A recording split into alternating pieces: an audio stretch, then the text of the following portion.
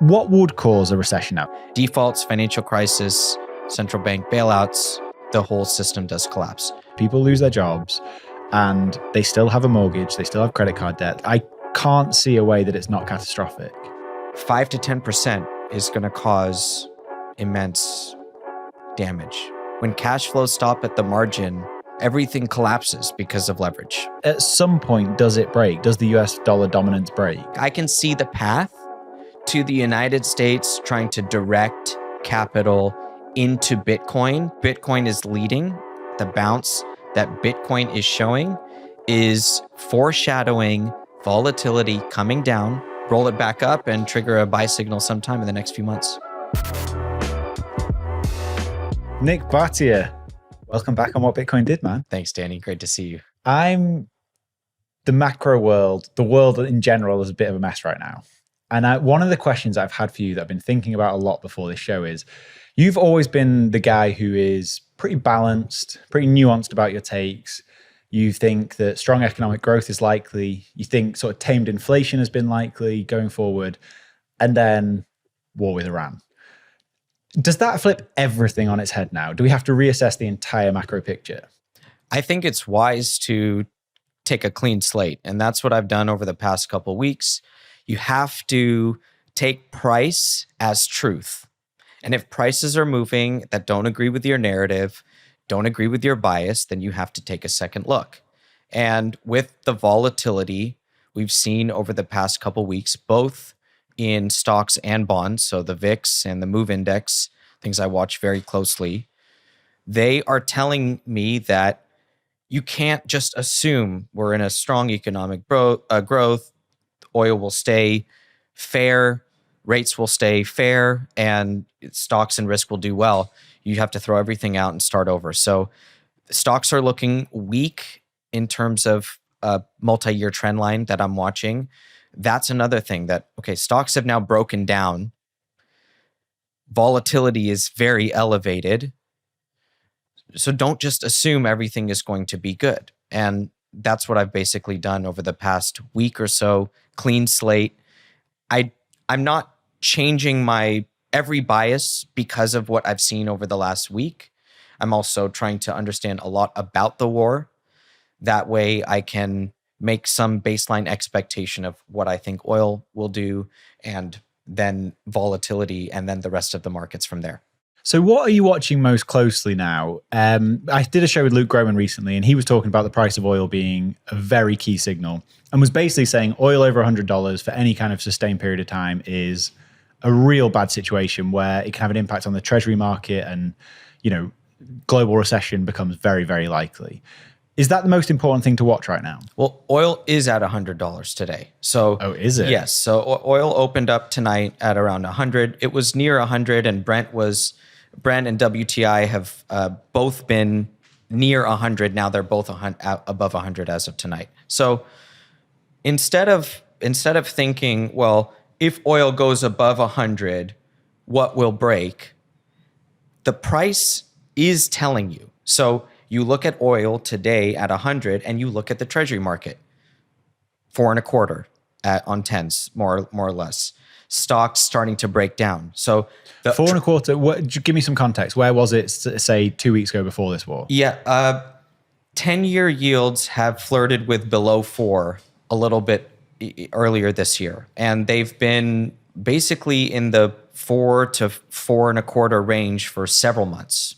And so that's this tamed inflation, stable rates, everything going along well. It's been there. Now it's back up at the higher end of the range, but it's not even close to 6-month highs or 12-month highs.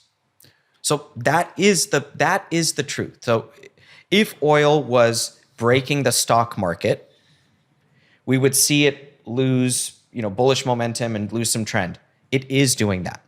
So oil is affecting stocks negatively right now.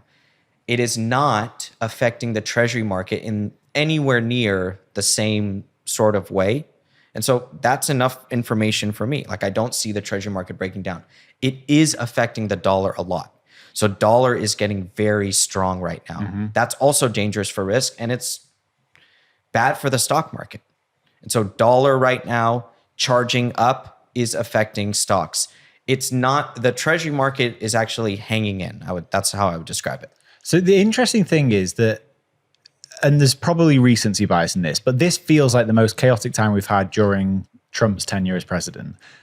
But that's not, again, what the markets are necessarily saying. Like the volatility was higher, I think, with tariff announcement. Has that surprised you?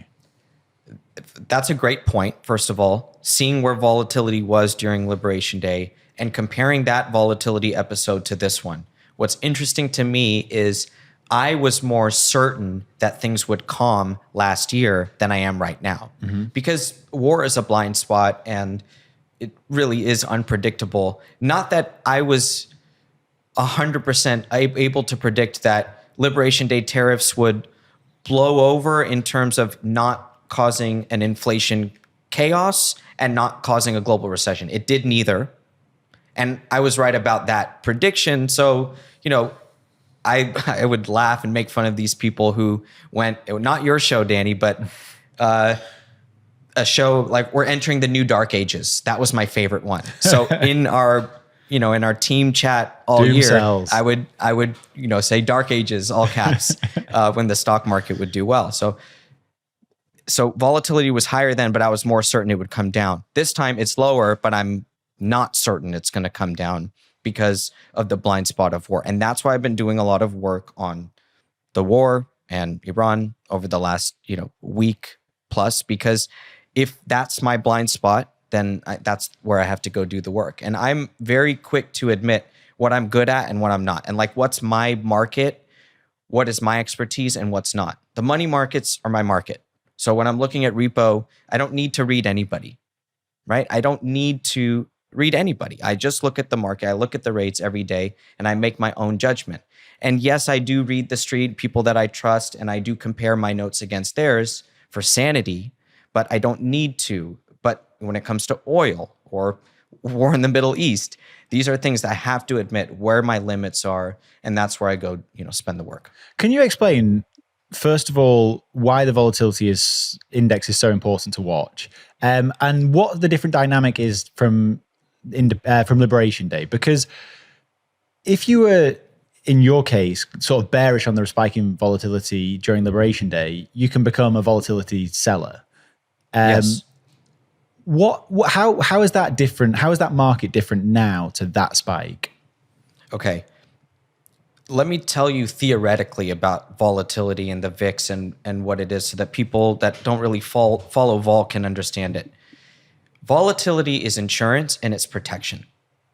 And so it's the price of it. Volatility on a realized basis is what did the price move yesterday and last month? That's called realized volatility. Volatility index, VIX, and move, these are implied volatilities. It means it's the price to protect. So that's why they call it the fear index, because it is literally the price of insurance for your portfolio. So last year, how does that actually work? Okay. Sorry to interrupt you. Put options. Okay. You buy a put. And when you buy a put, what you own is the option to take the position that you have. If you're already long, you take that position and you can hand it over at a pre-agreed upon price. That's, if you're exercising that option, it means the price has gone below your insurance level. So you have to pay a premium and you have a strike price, and below that strike price, you're protected. That's your insurance. And the put option is going to be priced off of how far it is from the current price, the time to the expiration, but then this hidden factor, which is the demand, like how much demand is there for this option based on the amount of sellers of that option. And when the market, meaning the banks who are the option sellers mostly and market makers, when the option sellers say, hey, the price of insurance is more today than it was yesterday, and then the next day it's more today than it was yesterday, that is the VIX going up. So it's the premium price that you pay for insurance.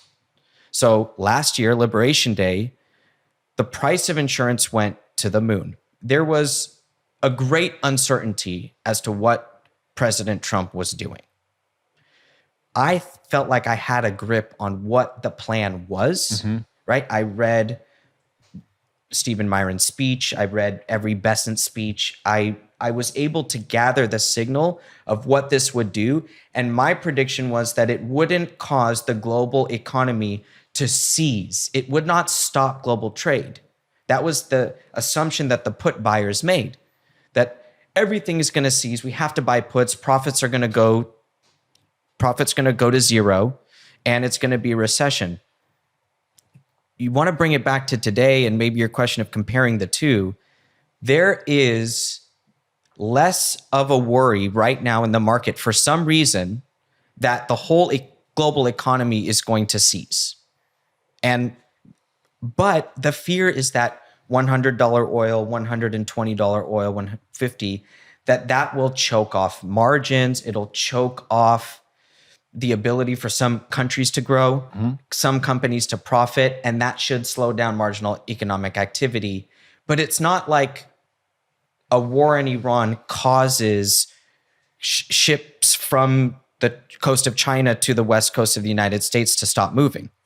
In fact, Asia has now come to the United States and said, by the way, all that oil that you're producing, we would like you to ship some of that to us because we're getting everything through the Strait and we need to diversify. So maybe there's an aspect of less fear that we're going into an environment where you can't generate profit.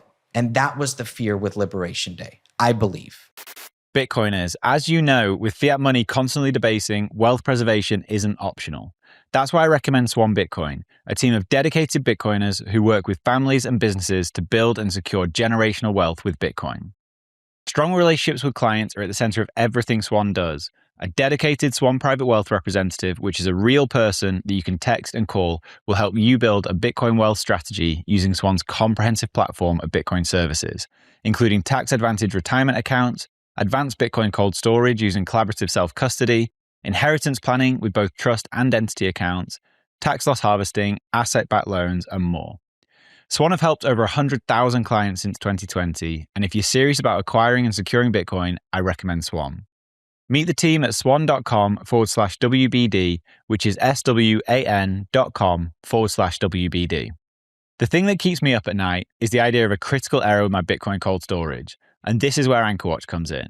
With AnchorWatch, your Bitcoin is insured with your own A+ rated Lloyd's of London insurance policy, and all Bitcoin is held in their time-locked multi-sig vaults.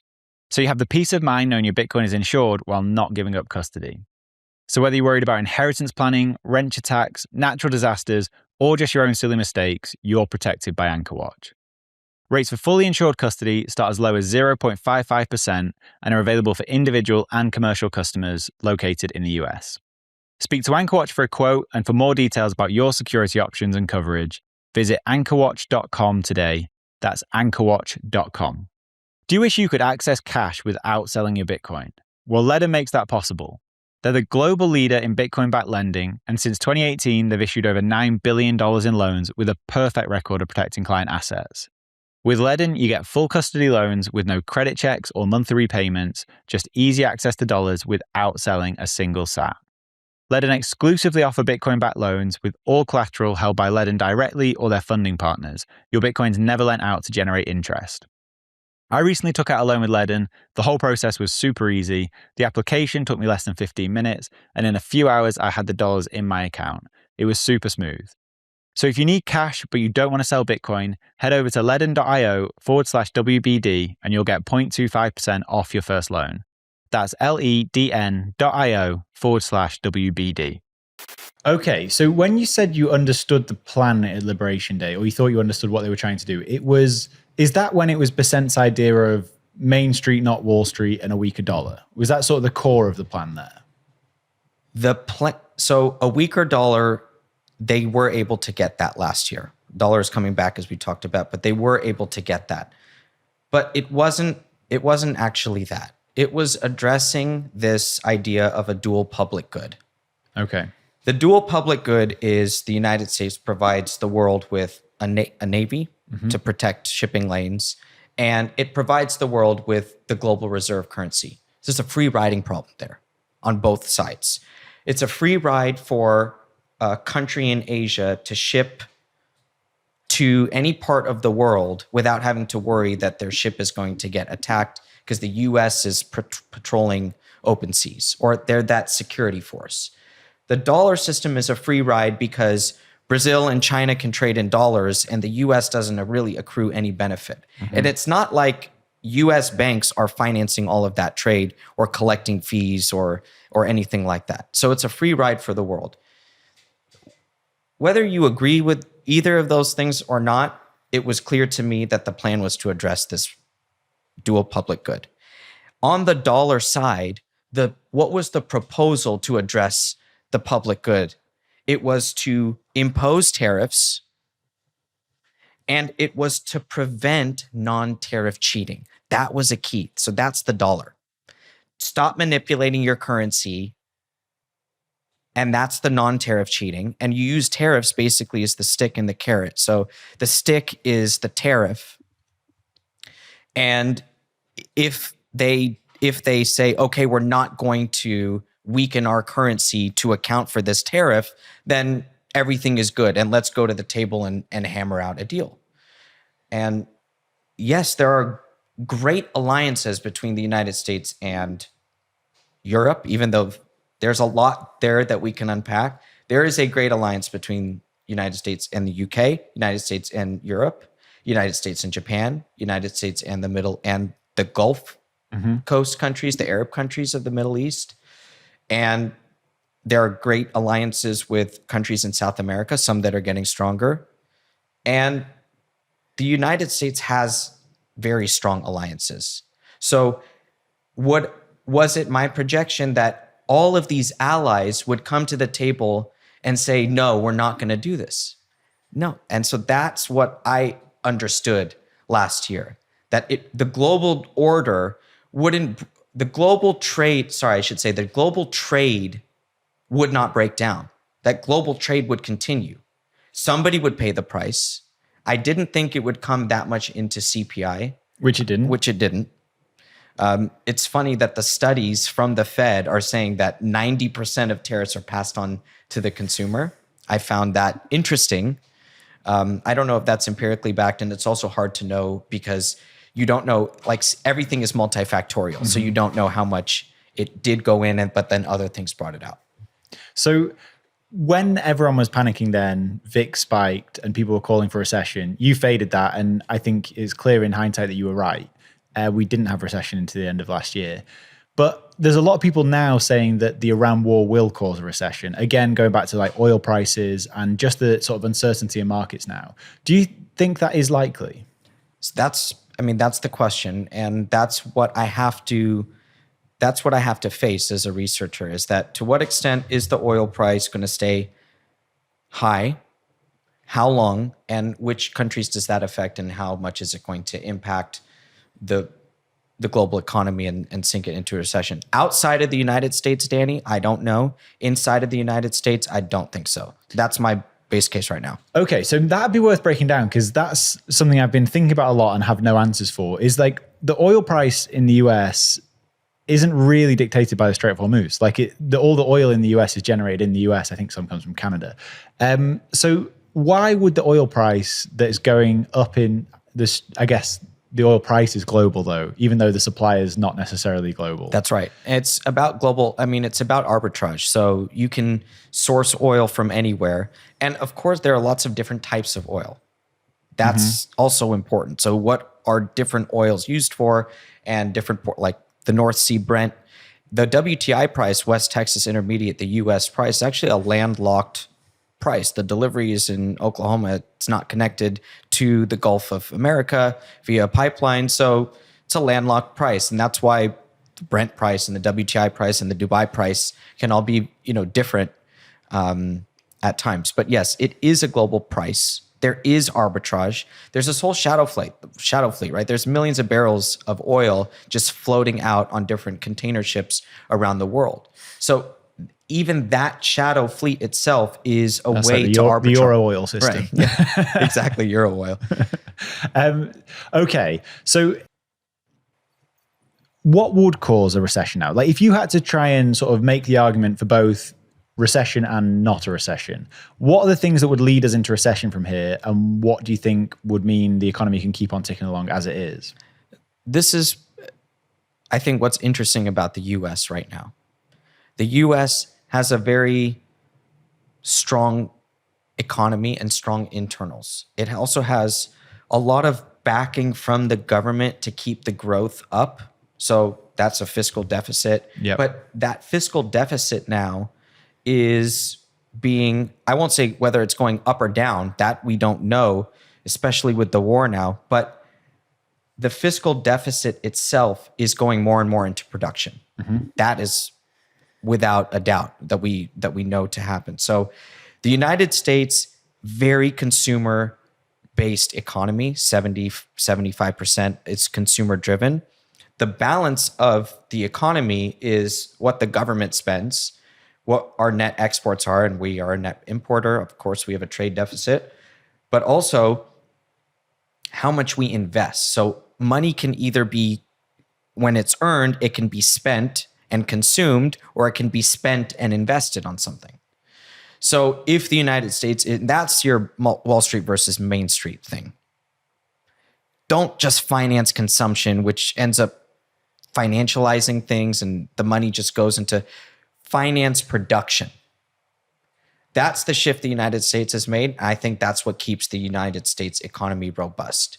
$100 oil is a tax on the consumer, and it will, gas prices going up will marginally hit the consumer. But you see, if the GDP is C plus the investment, plus the government, the C going down, if we have a strong pattern of government spending and strong investment patterns, which the evidence, Danny, is the CapEx $500 billion announcement from the Mag 7, the hyperscalers the past few months.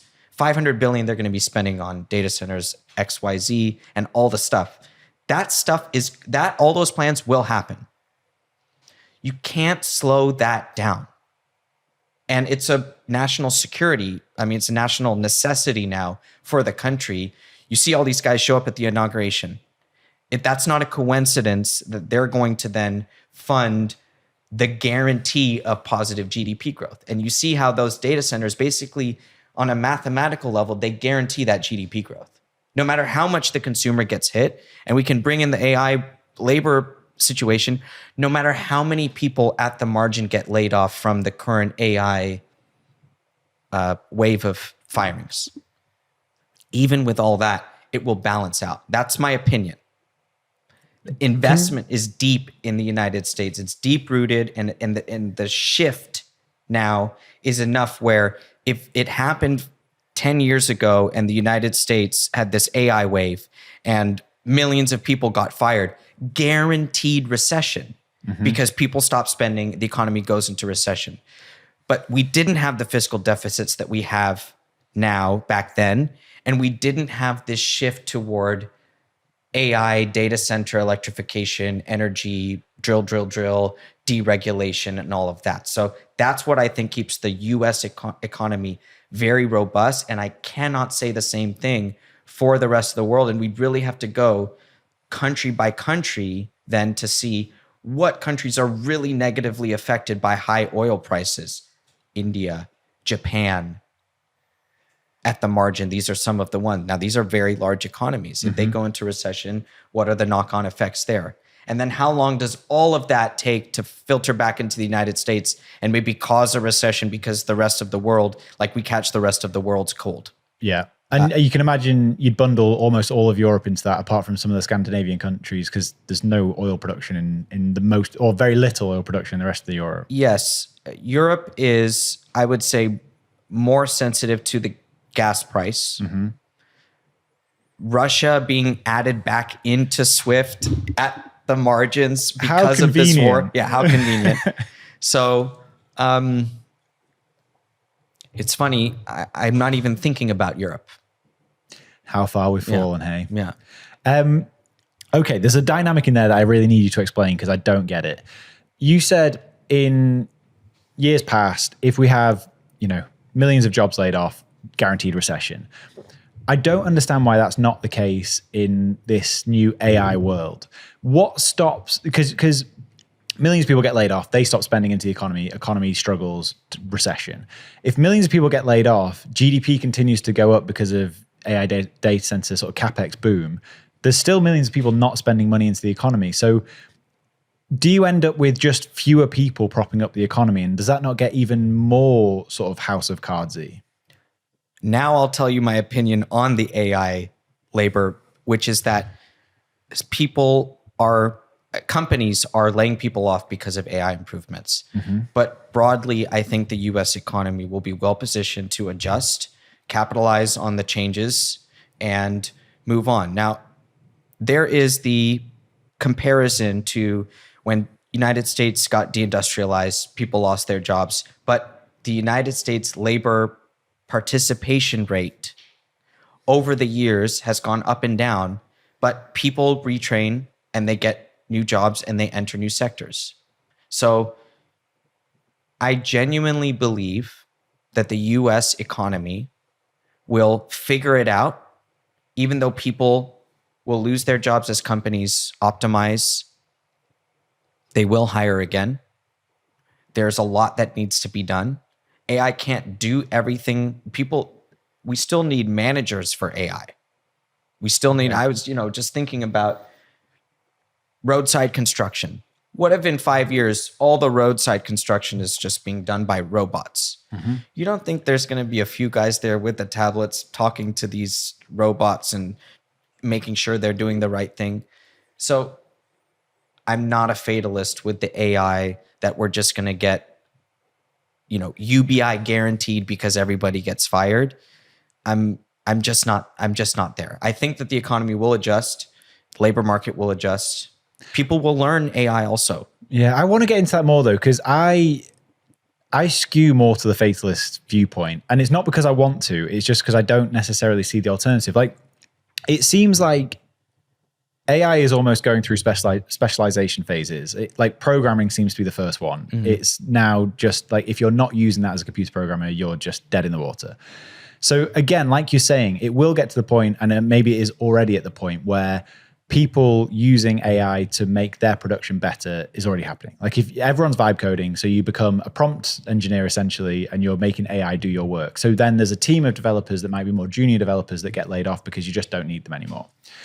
But then as it goes through the workplace and it takes out accountants' jobs and, the junior lawyers' jobs and all these different white collar jobs that end up getting disrupted, if you're a 40-year-old accountant, 50-year-old accountant, are you going to retrain to work on like road construction? Like these are the things that I find really hard to just say, yes, people will do that. And even still, like if you look on a road construction site now, there might be, 10, 15 workers, whatever, on it on one particular road site. If that becomes one or two, like what happens to the other 12 or 13?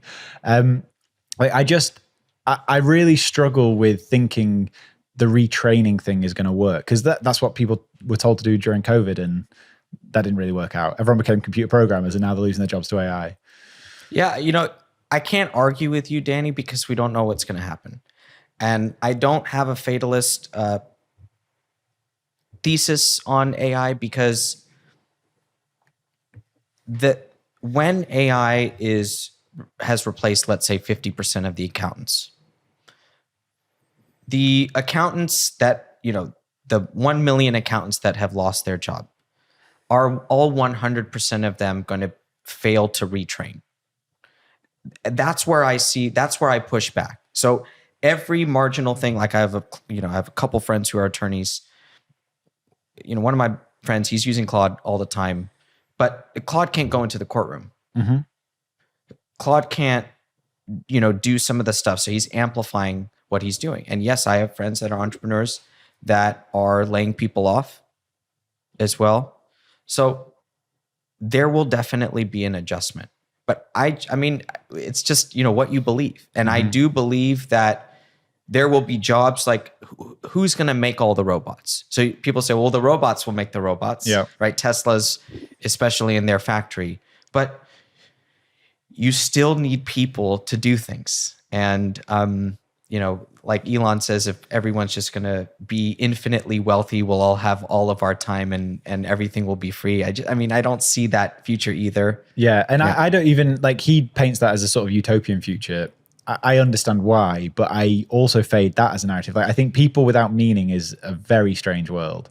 But I struggle to see if AI is as disruptive as you think it's going to be, and time frame doesn't really matter. At some point, I think this is going to happen where it replaces the vast majority of jobs.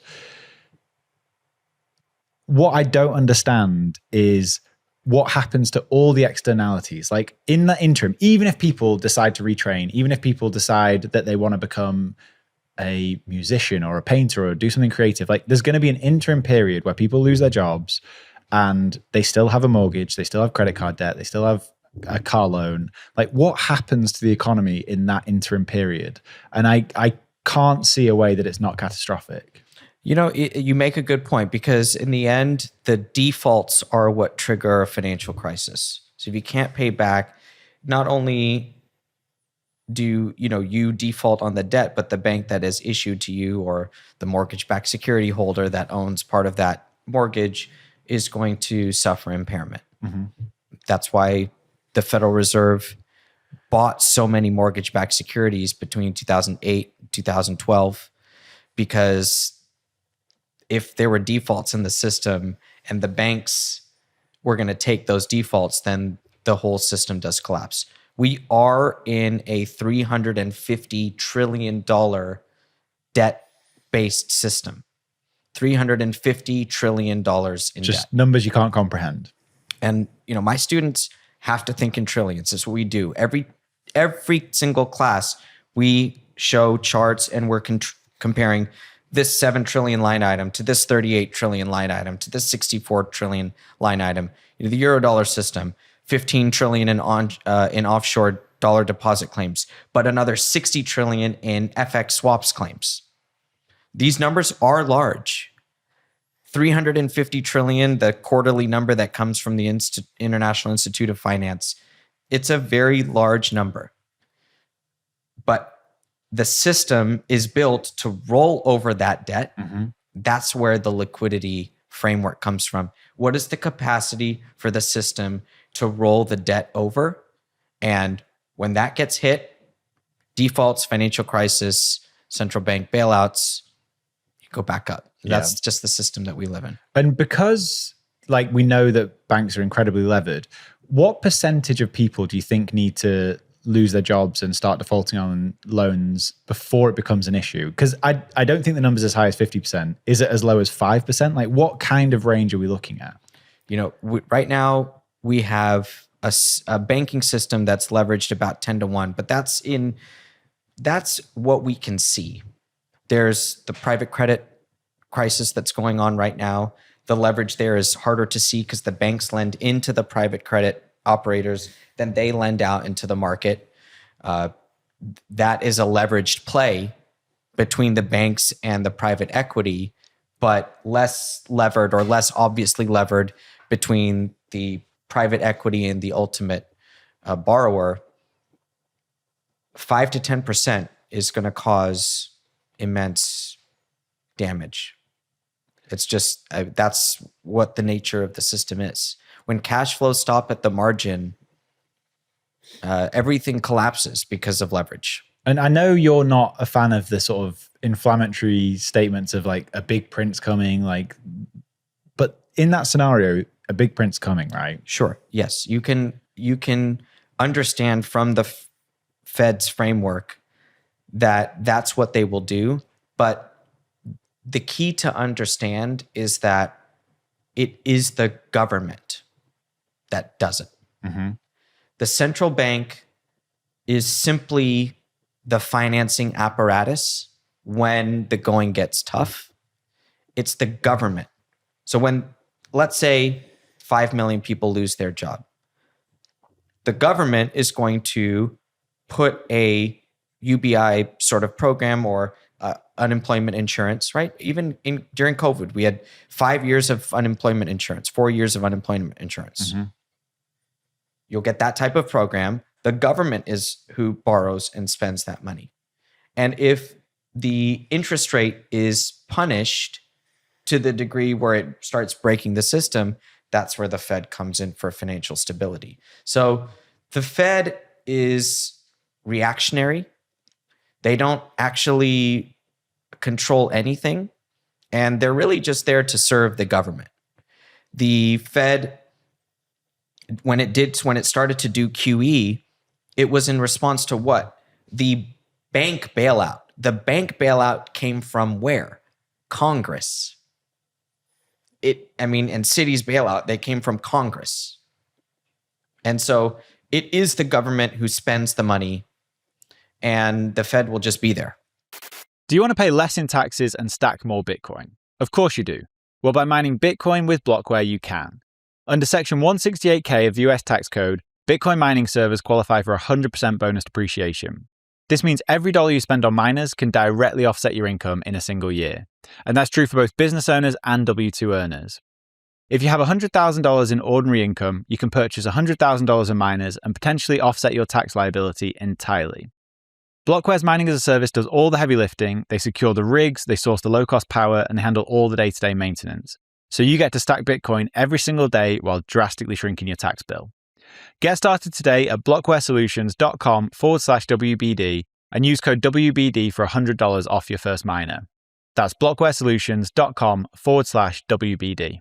If you haven't tried out Club Orange yet, then now is the time. It's my go-to place to find Bitcoiners whenever I'm traveling. Club Orange is a social app built for Bitcoiners where you can find meetups and events in your area and find merchants that are accepting Bitcoin. There are over 19,000 Bitcoiners on there, and whether you're at home or traveling, it's a great place to keep in touch with Bitcoiners from all over the world. I've been using Club Orange since it was Orange Pill app, and it really is awesome. So if you're on there, drop me a DM and say hi, and if you want to find out more and download the app, just search for Club Orange on your app store or go to cluborange.org. If you already self-custody Bitcoin, you know the deal with hardware wallets. Complex setups, clumsy interfaces, and a seed phrase that can be lost, stolen, or forgotten. Well, Bitkey fixes that. Bitkey is a multi-sig hardware wallet built by the team behind Square and Cash App. It packs a cryptographic recovery system and built-in inheritance feature into an intuitive, easy-to-use wallet with no seed phrase to sweat over. It's simple, secure self-custody without the stress. And Time named Bitkey one of the best inventions of 2024. Get 20% off at bitkey.world when you use the code WBD. That's bitkey.world and use the code WBD. I've been told off in the comments for constantly saying I think UBI is inevitable. And I really hope you're right in this scenario, but I just can't see a happy ending to, or maybe not even, I think there's going to be a hard interim. And I do think UBI is probably the most likely outcome. It's definitely not that I think there's a good idea. I think in a situation like that where 5 million Americans lose their jobs, like the government has to do something. And that seems like the most obvious option. So here's how I'll push back on that. The government already spends most of the money that it earns via tax revenue on Social Security, Medicare, and unemployment insurance, and welfare payments, transfer payments. So the government and the tax base of the United States is massive, in the $5 to $7 trillion range. 3.5 goes right out the door on these entitlement programs. You might not call it UBI, but it's a transfer payment. So transfer payments are already completely dominating our tax base. It doesn't matter what you call it going forward. Maybe we'll dial up the unemployment insurance segment of it, but you can't stop paying Social Security, and the government does have to figure out on a budget basis Medicare spending because it's out of control, and it's caused the U.S. economy to bloat to almost 20% of the GDP is healthcare, and that's way too much. So Medicare is a problem, but not in the fact that they're going to continue transfer payments, just that it's incredibly inefficient. But surely the impact on the real economy is different between Medicare, Social Security, and UBI, because UBI is money going into people's pockets that they then spend in the economy. Social Security is money going into people's pockets and spending it into the economy. It's the same thing. That's exactly what Social Security is. The government pays seniors and then they go and then they spend it. So it is the same thing. Unemployment insurance is the same thing. Food stamps are also the same thing. It goes to the person, then it goes back into the economy. So these that's why I'm calling them transfer payments. The healthcare money comes to the patient, goes to the doctor.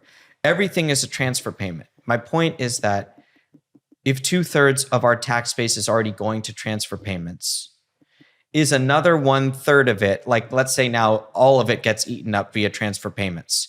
And then on top of that, you have defense and basically discretionary. It's like the last thing left. And of course, interest. Well, it doesn't, like, you could say that all of the transfer payments plus the interest is the tax base. Or you could say all the transfer payments plus the military is the tax base. Whatever it is, we're at a deficit. And the deficit is between 1 and 3 trillion, depending on what year you pick in the 2020s. So, and here's the ironic thing about it all. The market doesn't care. And by the market doesn't care, I mean interest rates are at 4%. They're at 3% in the front end of the curve, 3.5%. They're at 4%, 4.5% at the very longest end of the curve. Where's the crisis? Where is the bond vigilante? Where is the market forcing the hand of Congress to stop spending the money or to stop signaling that it'll all be okay because we'll do some transfer payments at the margin? This is an impossible question to ask because the market is not just one person, but why do you think the market isn't seeing this as an issue? Do you think it's that they don't see this as a likely outcome? Yeah. And is the bond market always right? Yeah. Generally, yeah, I do believe the bond market is right. And this is actually why I got into Bitcoin in the first place. My market is the repo market, as we talked about. That's the market I started, cut my teeth on. And when you trade repo and you see the size, for example, right now, the SOFR volume is about 3.5 trillion, 3.25 trillion. That means that every night, 3 trillion, just to simplify it, 3 trillion in money market fund cash goes to the dealer balance sheet to fund their treasury repo, to treasury inventory. Every night, the cash goes to the dealer. The next morning, it comes back. When it comes back the next morning, some of that cash is spent into the economy. Some of it that's spent in the economy somewhere else comes back in, and then it goes back to the dealer and it goes back. 3.25 trillion, Danny, is about 2 to 3 times the Bitcoin market cap. The whole Bitcoin market cap is half the size of the overnight repo roll of the dealers. People don't understand how large the wealth of the world is. When I traded treasuries, you learn one thing: everybody needs them. And it's not that whole thing of everyone needs them. It's like they need water, Danny. It's not like everybody needs stocks or everybody needs, Toro belly, or everyone, needs oil. In fact, not everyone needs oil. Yes, oil is an input to almost everything in our economy, but even oil on a macro scale, or let's say at least in an investment portfolio, nothing is like treasuries. It is so needed that the US government can spend anything it wants, and its interest rates don't go above the companies in its own domicile with much better economics. Meaning, do you expect Apple with all this debt to default? Well, no. If you look at their cash flow and you look at how many iPhones they sell, you know that there's always going to be money. Or I say always, but in the next 5 years, you can project it out. Still, Apple's bonds get purchased 30, 50, and who did the 100-year? Google did the 100-year, and then Amazon did a 50-year. But those interest rates are still higher than the United States Treasury borrows at. Why does everyone need it? You said like they need water. because of layered money. Everything else is a lower layer.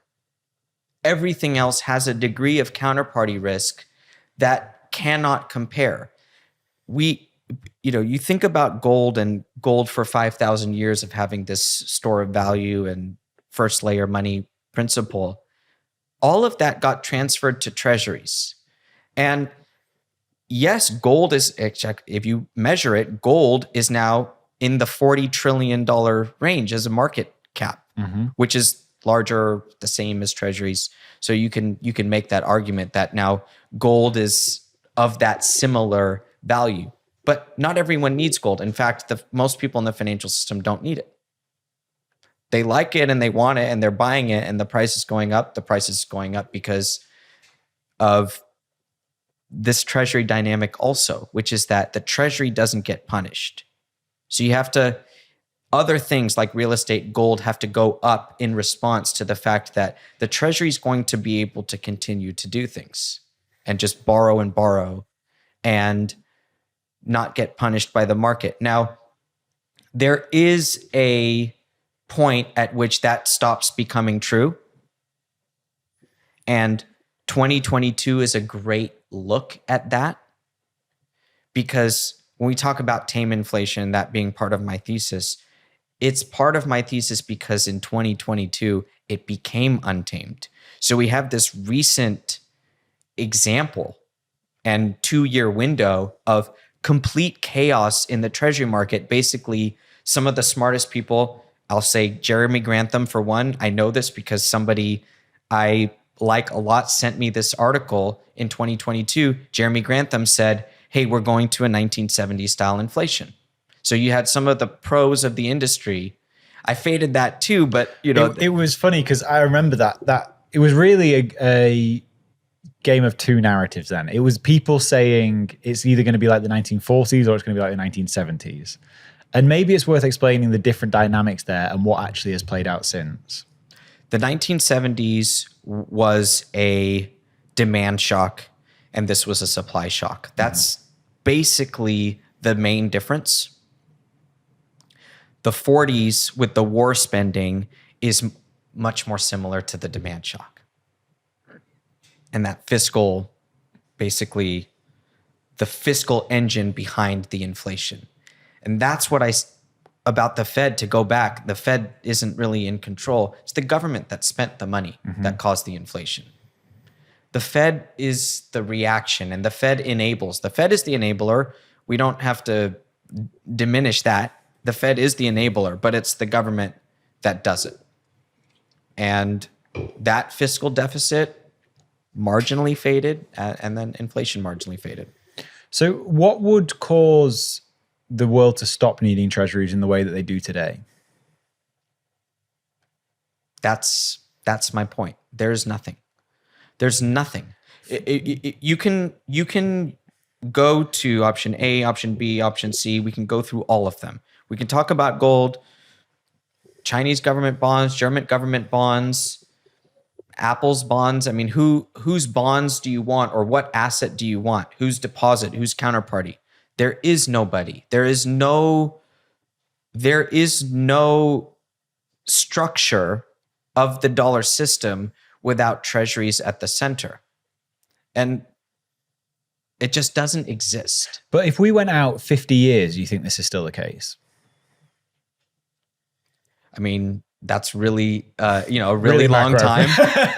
That's a really long time. My point is, like, you seem to be super bullish on this idea, but like, does it at some point, does it break? Does the US dollar dominance break?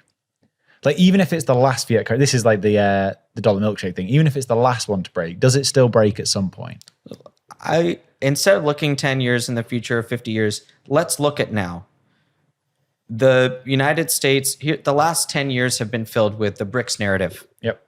Or the digital renminbi, or cross-border trade between China and Russia, China and India, all of these things. Those are the narratives. So what is the system in which it changes? Maybe a Chinese system. Maybe an SDR system. So that was a special drawing right, the IMF, it's a basket. So You tell me, are we going more toward a dollar dominant system, more toward a basket system, or more toward a Chinese currency system? I would argue the dollar system has gotten stronger over the last year. And I would also argue that there were the Chinese system and this idea of BRICS cross-border settlement, a lot of momentum since 08, 09. The first headline I remember reading, China and Russia traded currency for oil or currency for energy, and that was 2010, 2009, 2010. I remember that. So it's 15 years ago. But the United States dollar is still 90% of global transactions, 90% of FX pairs. The Basel system, Basel III, is getting deeper and deeper ingrained. The breakdown of the World Trade Organization disrupts any momentum that the multipolar system was trying to work toward. So the only thing left you have to challenge it is China. So that's why list out the potential challengers. There's gold, there's Chinese government bonds, there's German government bonds, there's Euro bonds, which don't really exist yet, right? EU denominated, like EU Eurozone, issued Eurozone bonds. I mean, they've done some, but it's not really a market. Or like a BRICS bond, or like a BRICS gold-backed token, Bitcoin, or Tether gold, right? And so that's why Bitcoin is so exciting, Danny, is that when you think about what is the base for future collateral and future banking, Bitcoin has a role there. And you can see it, like I can see the path to the United States trying to direct capital into Bitcoin instead of into treasuries to make it less vulnerable to the rest of the world owning treasuries. But that doesn't mean that treasuries will not take the same place within the financial system. So when you look at the things that are going to strengthen the treasury market, people always talk about stablecoins here. They're still pretty small, but they're substantial. How much of a role do you think that'll play? I know you've just written a piece on this. Yes. Stablecoins are going to be very important because take the simple example of, I know you travel a lot. US dollar paper cash is good most places. Like if you go to Europe, people won't really want your dollar, your But dollars. if you're in Africa, right. Yeah. So you know this and you know on the ground that this is the case. And people always want dollar cash. Why? Because they want this store of value. They want dollars. Mm-hmm.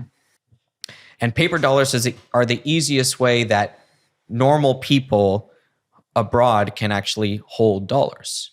So imagine now that they can hold stable coins. It's similar without paper. That's like a good starting point to see how large the market could be. If you just unlock that type of demand with stable coins, you create a few $100 billion or $1 trillion or $2 trillion in new treasury demand that stablecoin issuers will funnel into treasury repo markets, T-bills, and that should help the market. But I believe the vision is much greater than that. And this is what's exciting. I feel like I was behind the government on this because now that I understand the Genius Act better, what I can understand is that somebody knew this was going to be the plan, which is that you have to get stable coins into the collateral base of the world and the world's banking system so that they can also use stable coins, not just treasuries, to basically borrow against. Why do they care about using stable coins as opposed to the sort of euro dollar shadow banking system that we have today? And just really briefly, for anyone that doesn't know what the euro, like we shouldn't go into this in too much detail because it's a whole rabbit hole, but just very quickly what the euro dollar is. Sure. US banks, if you have a checking account in the United States, you have a dollar deposit. You can also have a dollar deposit in London, but the United States government and the Fed don't have any regulation or jurisdiction over that. So you have this whole dollar system going on outside of the United States, and all these banks are banking people in dollars. Dollars are being sent from country A to country B. United States not involved. This is the free riding also that we talked about. Free riding off the dollar system outside of the United States is commonplace. Everyone just uses it. That's the Eurodollar system, started really in the 50s because the Russians didn't want to bank in New York, right? And because they didn't want that risk. And this just grew completely organically and is a huge market. It's very hard to know how big the Eurodollar market is exactly. Do you have any kind of idea of the scale? We do know that there's 10 to 15 trillion in deposits. So those are easier to see. What we have a more difficult time seeing is the FX swap market, which is how many dollars are lent out against existing foreign currency. So a foreign currency holder can post that currency and borrow synthetic Eurodollar funds against that currency. And we have some numbers. 58 trillion is one. It's really tough to measure. Yeah, it's really tough to measure. But there's a whole dollar system outside the United States. By the way, they also use treasuries, because when they get dollar deposits, they have to have something in reserve against that. So owning a deposit at a New York bank is one way to have some of it. Paper in their vault, paper currency is another way, but might as well just own some treasuries, especially because the treasuries can post as collateral and then free up liquidity if they need it. So it's a very large system. It is still anchored in treasuries, but the United States doesn't really have any governance over the system. And that's the subject of my paper, is how the United States can reassert governance over the offshore dollar system with stablecoins. Okay, so let's get into that. How do they do that? Okay, so the paper will have a lot of the details, but the simple explanation is that if you can get stablecoins into the hands of companies that export goods to the United States, so we pay for our imports with stablecoins, you actually start circulating tokens that have United States governance. That's the key, and that's what I saw the Genius Act laid out. It's not in there, which is interesting. Between the lines. It is between the lines, but if you can see that, and that's part of the reason that the Bitcoin Policy Institute had me write this paper, because I have advantage of the offshore dollar system. And I also have advantage of the treasury market, the T-bill market, the repo market. So I can see the relationship between the fact that the United States imports a lot and the fact that the Eurodollar system is robust. There's a direct relationship between these two things. So if we can insert stablecoins in the middle of that, you have the chance to really change the ballgame. So what is the actual difference for the US government in that situation? So on one side, you have the Eurodollar shadow bank, no real insight into what's happening there, no real governance control over that. What changes with the stablecoin, and what does that allow the government to do that they can't do with the Eurodollar system? So you said it when you said when we don't have oversight over it, or we can't really see it. So if you put dollars into a system that you can't see what they're using it for, you can't see how much they're leveraging it. I see. That itself is a massive risk to the country.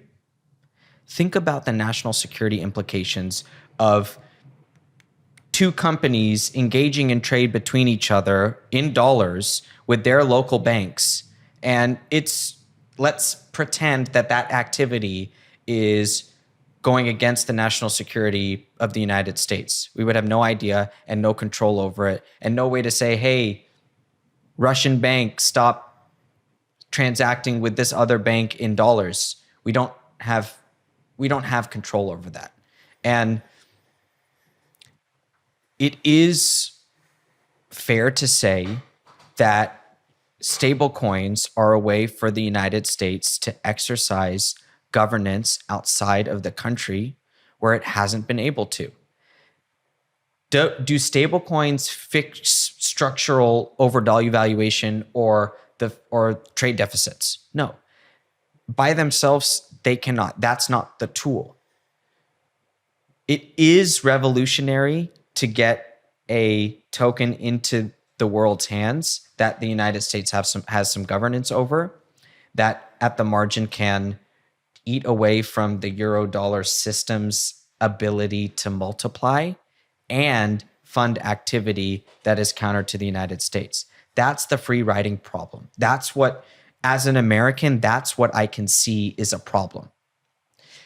When I wrote about the Eurodollar system in both of my books, I was writing about the fact that we don't have it's outside of the purview. That's the term I used, I think, in Layer Money. The offshore dollar system, it's outside of the purview of the Fed. Well, who cares if it's outside of the purview? Like, that's not the point that I see anymore. That's the key. It's that you're using it for things that are not aligned with the United States objectives. And so it is a very US focused idea. It does challenge, you were asking, like, how does the world work without the Eurodollar system? The truth is it doesn't. So you can't just kill the Eurodollar system, but you have to find a way. You can slowly bleed it. You have to find a way to mitigate the risk. It's funny because, like, when you look at Tether, where it came from and where it is today are very different. But if the US government were going to do this intentionally from the very start, I don't think they'd have picked the team at Tether that they have. Like, because Tether's full of Bitcoiners. I know they do their stablecoin thing, but Paolo's a Bitcoiner. And I wonder how much they feel their hands are tied to Tether, and that, like, this has become almost too big to fail for them, so they have to bring it into the system, even if they maybe wouldn't necessarily want to. You talking about the US government? Yes. Okay, so Tether is part of the problem in that Tether has popularized stablecoins, more than half the market, and it's the original, and it has the best network effect. But it's part of the problem because it's outside the governance. So you have USAT, right? Their new Genius Act focused token. What are the odds that USDT market cap slowly bleeds into USAT over the coming years as just like part of the plan? I would say decent. It's non-zero. You might not agree. No, I was just thinking about it. I don't know if I disagree, but I think the thing that I always struggle with is why anyone in America would want to use a stablecoin. It's not for Americans. Exactly. So in that scenario, if, like, the vast majority of adoption of Tether is going to be in the global south, where people are trying to escape hyperinflating currencies or even just like high inflation currencies, does USDT not still grow faster? So here's the thing. USDT has, man, you're making me like give away the whole paper today. Here we go. Sorry, guys. USDT has established somewhat de facto genius coin properties, meaning it owns a ton of treasuries. It's participating in the T-bill market and short-term collateralized obligations, repo, et cetera. It is participating in the repo market to a very heavy degree. So it's already trying to act like what the genius coin stable coins will be. And if it can act like that, it can maintain its market, but it can also maintain that, hey, we're trying to be on the cutting edge. Because if Genius Act stablecoins have certain aspects of backstops or regulation or disclosures, they're going to be more legitimate on the market than Tether. How long has the Tether FUD, they're not backed, always gone on? Now they've done their best to, self-audit and disclose, but how much do we really know? And how much can we disclose in United States court regulatory operation? We don't know. So the United States has to respond to Tether. Genius Act is basically the Tether Act. I mean, that's basically what you can call it.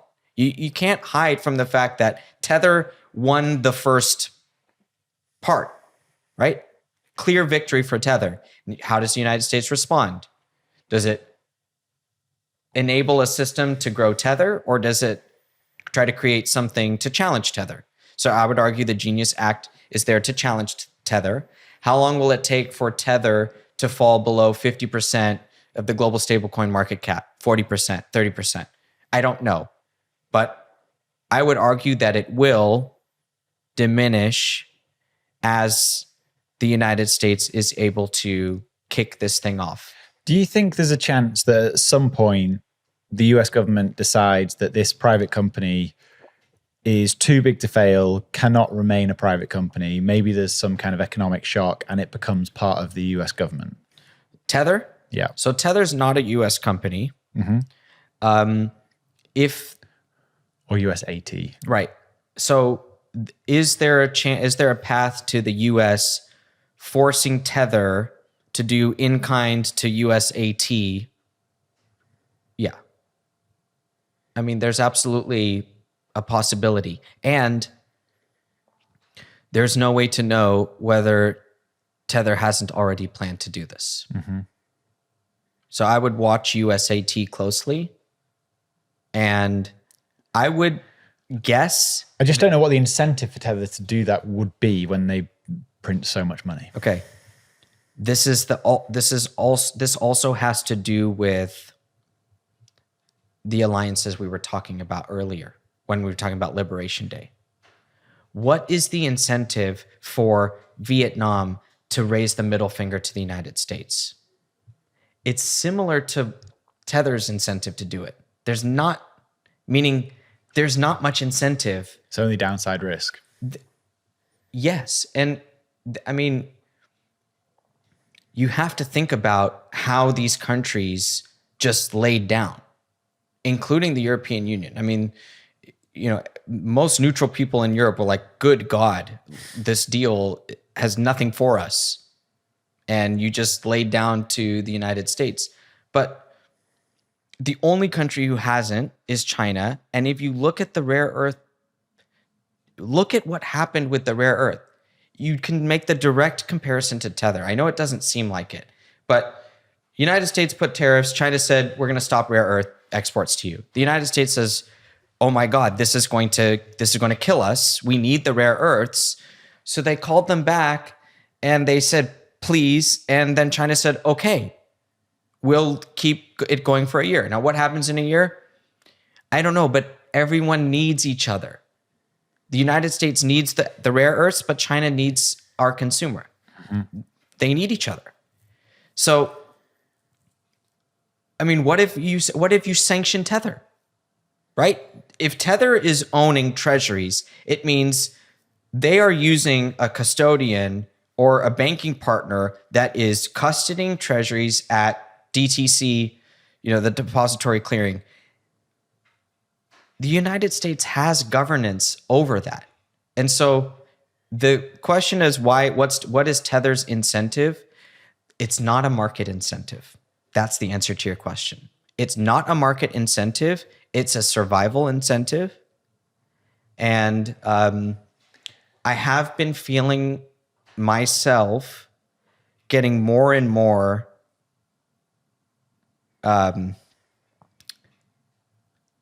along, let's say, when in the early QE era, I was sure that the United States Treasury market would eventually collapse, that this can't go on forever. And as I age and see, years go by, what I can see is that the soft power and the hard power of the United States is probably the highest it has ever been in history and heading higher. And that is my base case. That's my thesis. It's gone more that way. And it's not to defend everything that the US does either. But if I just observe power and I observe the way Liberation Day went, and this Iran thing is going to be a big test for that soft and hard power. And who knows, in 6 months, this conversation might not age well if Iran goes really, really poorly, everything falls apart, and the United States loses a bunch of power because of decisions that it's made, which is part of my goal, which is, thinking about this war, just wiping this slate clean and really just looking at the markets. What is the price telling you? But yeah, I have noticed myself observing the power continue to increase and just being a realist about it. I think that there's a heavy degree of realism that I always knew I had, but it's getting stronger and stronger. To take this back to the very start of the conversation, we were talking about Percent wanting a weaker dollar. Everything we've spoken about in the last hour says he's not going to get that. Like, do you think that is out of the window now? The dollar is a big challenge to the United States, and going stronger and stronger and stronger is going to damage plans. It will damage the United States plans to reshore production because it won't really be feasible at a very expensive dollar. I do believe even if that production's all robotics. Yeah, because somebody else can do it cheaper if the dollar is too expensive. That's the case. It's not just the US or just China. It's the third country that has to pick between the two. So they're going to pick the cheaper one. Obviously, quality matters. But a strong dollar is going more and more, or let's say, if the dollar gets 10 to 20% stronger, a lot of the agenda around the margins is going to crumble. So it's not going to become, it's going to become a lot less feasible. And the dollar is going stronger now. You have you have a rush, flight to safety in the dollar. This is another example. Like the treasury market didn't really get a bid to safety because oil, inflation, higher interest rates, but the dollar has done incredibly well. As has Bitcoin. And Bitcoin is doing great. Listen, I'm very bullish on Bitcoin. I started stacking again. Let's go. Not to overshare, but like as a business operator, I've been investing in my company. And I haven't been investing the marginal dollar in Bitcoin for a couple of years. So it feels really good to buy Bitcoin again. I think it's positioned really well. These prices are just too good. Yeah. It's one of those things where you just kind of have to smash. But with Bitcoin has done well during this war. I'm very hesitant to get too far ahead of ourselves because I think there's probably multiple reasons. One, that it dropped 50% just before it, which, I mean, how many sellers were really left? But is it even a sign that it's becoming more of a safe haven asset in these sort of big geopolitical events? No, I don't know. What I think is that it was just leading. I think it's still very macro driven. I think the correlation, the correlation with the stock market is still very high, but now you see Bitcoin going up, stocks going down. So people are like, well, how is it still correlated? Because there's a little bit of decoupling. The way that correlation is calculated is you look at daily returns and you compare them to each other. So on days where one goes up and the other goes up, that's a positive correlation. If you look at each day of Bitcoin's down move, it did match a lot of the stock move, only that stocks, when it went back up, stocks stayed flat and Bitcoin was going down. Now stocks have come down a little bit. So I really believe that Bitcoin is still macro driven, and our liquidity index gave a sell signal on January 14th. That applies to both stocks and Bitcoin. Bitcoin reacted right away. It's down about 20% from that January 14th level, and stocks stayed flat, but now they're going down and showing more weakness. So I do think Bitcoin is leading, and that's why my bias right now is to believe that the bounce that Bitcoin is showing is foreshadowing volatility coming down, which will boost TBL liquidity, our index, roll it back up and trigger a buy signal sometime in the next few months. So I've seen some of your recent videos and you were saying that you think equities are ready to roll over. but you're feeling sort of neutral to maybe ever so slightly bullish on Bitcoin. If you still believe they're correlated, how is that the case? Is it just the fact that it's a leading indicator rather than... Yes, it's a great question. And the correlation, those are numbers that don't lie, right? If there's 60% correlation, between these two assets, that is statistically a fact. Now, that's part of my framework, but also part of my framework is the price analysis. So when I look at the price of Bitcoin, it looks like it's making higher lows from the low 60s and looks decent. And I look at the stock market, it is rolling over and has just lost a support line. So on a pure price basis, stocks look weak and Bitcoin looks decent. Not strong, but decent. Not bad. Stocks do not look good and they look not great. They look bad. And so how do I tie these two? It's maybe a little bit of the leading thing, but also knowing that Bitcoin, there's two sides to it. That Bitcoin can go up, and on up days, it can go up a lot, where stocks go up and they go up a little. Mm-hmm. And then on the down days, stocks go down more and Bitcoin goes down a little. So Bitcoin can actually massively outperform stocks, even if correlation stays high.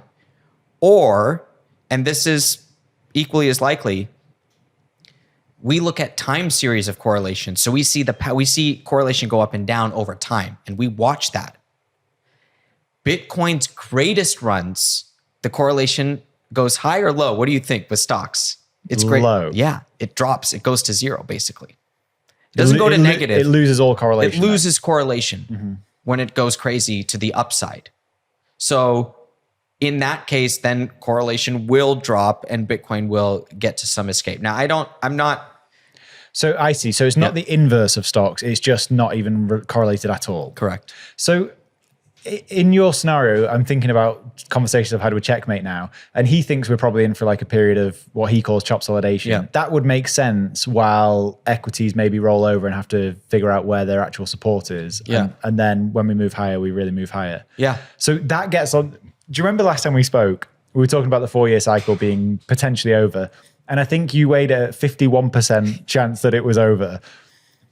Do you think that the 4-year cycle is alive and well, or do you think we could still prove that this time might be different? It's a great question. I'm actually, since the 51, I moved a little bit higher that I think it's over, and I'm still there. I still think it's over. And I have a friend who's like, the October high is like literally the exact date. How can you say that? But also a 50% drawdown is not really close to the 70s and 80s that we've seen in previous. And then it would also mean that we won't get an all-time high until 2029. I can't see that. And so that's where I have a real problem with the thesis. And